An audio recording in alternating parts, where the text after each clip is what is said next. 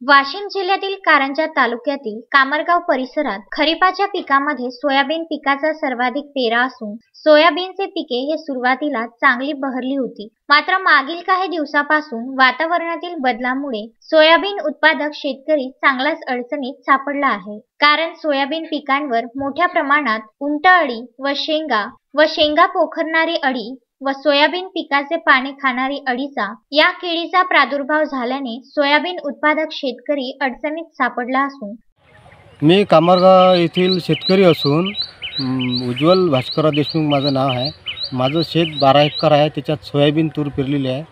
2-4 दिवसाआधी मी फवारा मारलेला आहे, पण तरी उंटअळीचा प्रादुर्भाव अजून आहेच। तरी शेतकऱ्याची सोयाबीनची फार नुकसान झालेले आहे।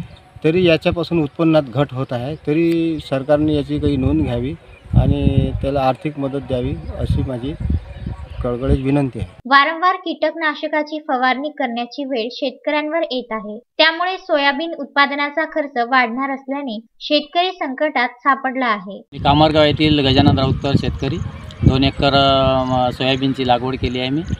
आणि एक यावर्षी खूप महाग बियाणं असल्यामुळं परिस्थिती नाजूक होती, पण ते पेरला इकडून तिकडून पैसा आणून। आता उंटअळीचा खूप प्रादुर्भाव झालेला आहे, त्याच्यामुळं तोंडाशी आलेला घास आता जाण्याची शक्यता आहे आणि फवारा मारूनही ते कव्हर होऊन नाही राहिली अळी। तर त्याकरता शासनाने काहीतरी शेतकऱ्याला मदत करायला हवी।